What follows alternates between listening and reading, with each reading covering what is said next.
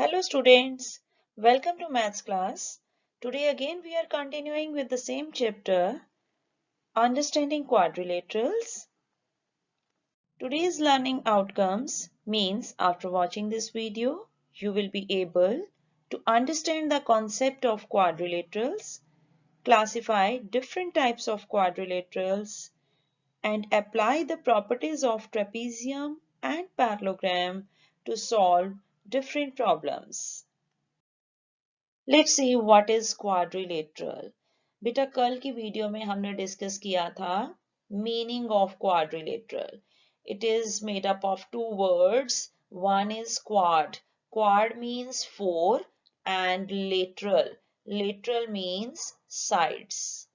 You remember? कल हमने ये meaning किया था.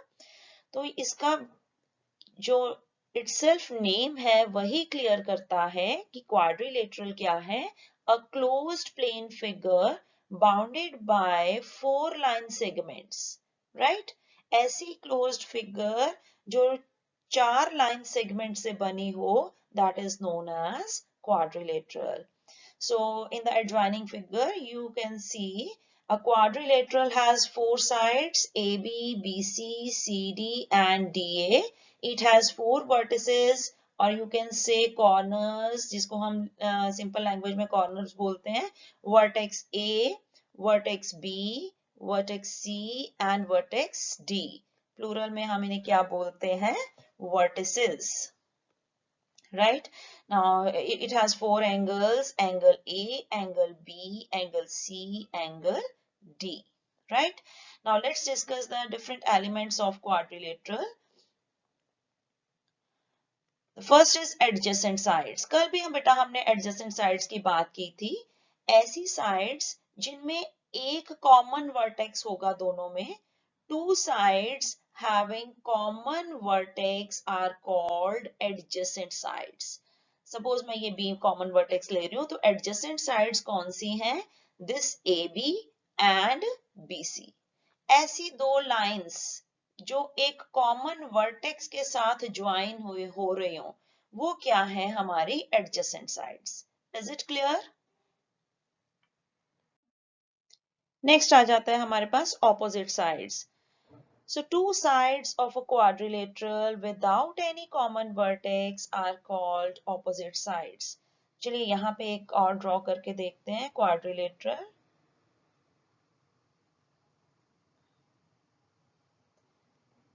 A, B, C, D.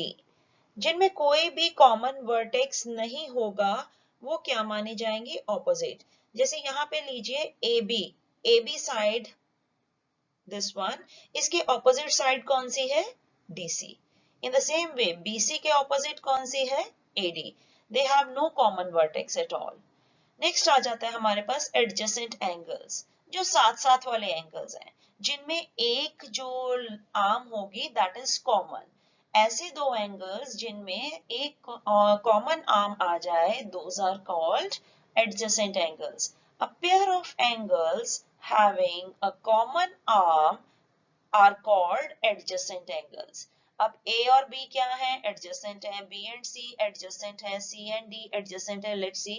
अब यहाँ पे देखिए अगर मैं एंगल A की बात करती हूँ और इधर से एंगल B की बात कर रही हूँ तो एंगल DAB, राइट, और इधर से angle CBA. You will see कि जो AB साइड है अब दोनों में क्या है? कॉमन. सो A और B यहाँ पे क्या माने जाएंगे? Adjacent angles. Similarly, B and C are adjacent, C and D are adjacent, right? Next आ जाता है हमारे पास opposite angles.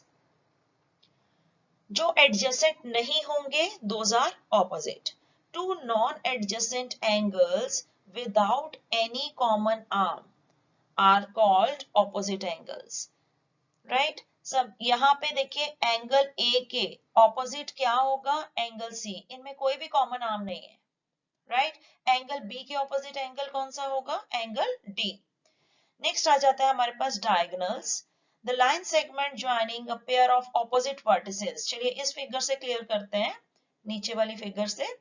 D के ऑपोजिट वर्टेक्स क्या है? B. अगर मैं इन दोनों को ज्वाइन करूं, this is the one diagonal. A के ऑपोजिट वर्टेक्स क्या है? C. जब हम ऑपोजिट वर्टिसेस को ज्वाइन करते हैं, जो लाइन हमें मिले that is known as diagonal. Next आ जाता है angle sum property of quadrilateral, ये हमने कल भी किया था। The sum of the measures of the angles of a quadrilateral is 360 degree. We are very much clear with it. Now, beta, you are very much clear about quadrilateral. Now, let's discuss different types of quadrilaterals. Okay? This is our concept map, or you can say this is the crux of the chapter. ये हमारे पूरे chapter का crux है. इसमें क्या है बेटा? We have shown different types of quadrilateral. बड़े ध्यान से विजुलाइज करिए. This one is, first one is trapezium. So quadrilateral है क्या? Four sided closed figure. ठीक है. अगर उसमें एक स्पेशल टाइप बन जाए कि one pair of opposite side parallel show हो जाए. बेटा I am showing the parallel sides by these arrows. So one pair of opposite side अगर पैरेलल हो जाए और अदर पेयर जो है दैट इज नॉन पैरेलल, तो वो क्या होता है हमारा ट्रेपीजियम. उसे हम क्या बोलते हैं? ट्रेपीजियम. फर्दर उसके आगे सब डिवीजन है कि अगर non pair of opposites non parallel side equal हो जाती हैं, if pair of non parallel sides are equal, then it is a isosceles trapezium. तब हम उसे क्या बोलेंगे? Isosceles trapezium. नेक्स्ट कैटेगरी आती है parallelogram.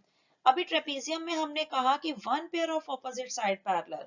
If both pair of opposite sides parallel and equal, then we have a parallelogram. तो वो category हमारी क्या होगी? Parallelogram. You will see in this is the figure of parallelogram. Both pair of opposite sides are parallel and equal. ये equal भी है और parallel भी है. So पैरेललोग्राम के आगे बेटा अगर पैरेललोग्राम का कोई भी एक एंगल 180 डिग्री 90 डिग्री का हो जाता है, then it becomes a rectangle. तो वो क्या बन जाता है? Rectangle. Each angle is equal to 90 degree. तो हम ये कहेंगे कि अगर पैरेललोग्राम का एक एंगल 90 डिग्री का हो गया, then it becomes a rectangle. This is the shape of rectangle. I'm highlighting it with red color. This is the shape of rectangle. Parallelogram में ही बेटा अगर all sides equal हो जाए, पैरेललोग्राम में क्या थी? Opposite sides equal. अगर all sides equal हो जाए तो वो हमारा क्या बनेगा? रोम्बस. राइट. सो रोम्बस में सारी पैरेललोग्राम्स वाली प्रॉपर्टीज होंगी, बट कंडीशन क्या है? All four sides are equal. Right. अब इन दोनों की प्रॉपर्टीज को अगर हम एड ऑन करें, वी गेट अ स्क्वायर. दोनों की प्रॉपर्टीज क्या है कि एक एंगल, कोई भी एक एंगल 90 डिग्री का हो जाए तो ऑटोमेटिकली बाकी के एंगल्स भी 90 डिग्री के हो जाएंगे, and all four sides equal हो जाए तो वो क्या हो जाएगा? स्क्वायर. सो मींस स्क्वायर कब बनेगा? When all sides are equal and each of angle is of 90 degree. ठीक है. सो नेक्स्ट कैटेगरी हमारे पास आती है kite. Both pairs of adjacent sides are equal. देखिए ये this is the side adjacent to this side is this one, right? ये दोनों आपस में इक्वल है और इधर से ये दोनों आपस में इक्वल है. जब दो एडजेसेंट साइड्स आपस में इक्वल हो जाए तो वो क्या बन जाता है? Kite. So all these are the different types of quadrilateral. So we have studied these types of quadrilateral, square, rectangle, parallelogram, rhombus, and trapezium and kite. So today we will discuss only these two. The first one is trapezium and then parallelogram. Rest types we will discuss in next videos. So trapezium. A trapezium is a quadrilateral having exactly one pair of opposite sides parallel.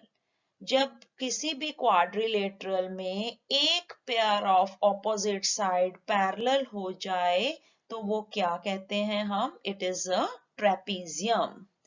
So in the given figure, ABCD is a trapezium in which AD is parallel to BC and these AB and CD are non-parallel sides. Right? So किसी भी quadrilateral में अगर one pair of opposite side parallel हो जाए then it is a trapezium. Next is parallelogram. A quadrilateral in which both pair of opposite sides are parallel and equal is called a parallelogram. अभी हमने trapezium में पढ़ा when one pair of opposite side is parallel then it is a trapezium. और parallelogram की क्या पहचान है? When both pair of opposite sides are parallel. AB is parallel to DC. Figure से क्लियर करिए. और इधर क्या दिया हुआ है हमें? AD is parallel to BC. ठीक है? So मैं arrows के साथ शो कर रही हूँ बेटा इनके parallel, opposite sides को parallel. AD किसके पैरेलल है? BC के एंड AB किसके पैरेलल है? DC के. और ये दोनों ऑपोजिट साइड्स पैरेलल भी हैं और इक्वल भी हैं. Then it is a parallelogram.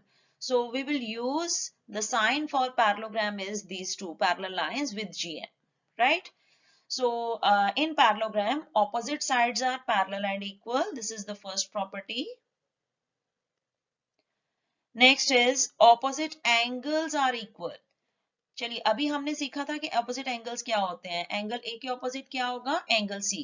So in parallelogram angle A is parallel to angle C और angle D is parallel to angle B. Right? Consecutive interior angles और एडजेसेंट एंगल्स आर सप्लीमेंट्री. यहां देखिए जो को interior angles हैं, consecutive interior angles और you can say adjacent angles, जो अभी हमने एडजेसेंट एंगल्स सीखा लास्ट स्लाइड्स में, जिनमें एक कॉमन आर्म होती है. देखिए जैसे यहाँ पे एंगल डी है, एंगल डी के एडजेसेंट क्या है? Angle C. तो इन दोनों का सम क्या होगा? 180. इसी तरह एंगल डी के दूसरा एडजेसेंट कौन सा है? Angle D. So angle D plus angle A is 180, angle C plus angle D is 180. चलिए यहां से देखते हैं एंगल ए के और एडजेसेंट कौन सा है? एंगल बी भी एडजेसेंट है. So angle A plus angle B is 180. So it means the sum of the adjacent angles is 180. Next, the diagonals are not equal. इसके diagonals equal नहीं होंगे. Means AC जो है वो BD के equal नहीं होगा. But they bisect each other. Bisect means वो equal parts में, दो equal parts में divide कर रहा है. यहाँ देखिए जो AC diagonal है वो BD को दो equal parts में divide कर रहा है. मीन्स DE जितना DE होगा उतना ही BE होगा. सिमिलरली जो BD डायगोनल है वो AC को दो इक्वल पार्ट्स में डिवाइड कर रहा है. Means AE equal to CE. Right?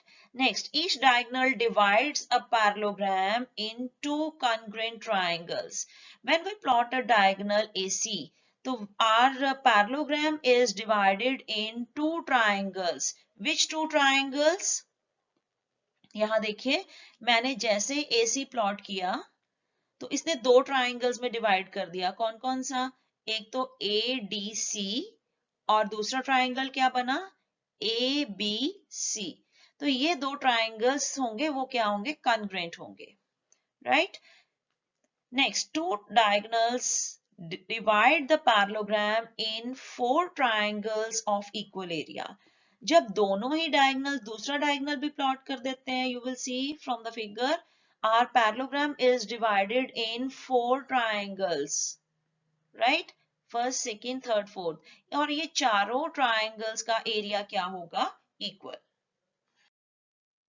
So these are the main properties of a parallelogram. Opposite angles of a parallelogram are equal. Means angle A will be equal to angle C.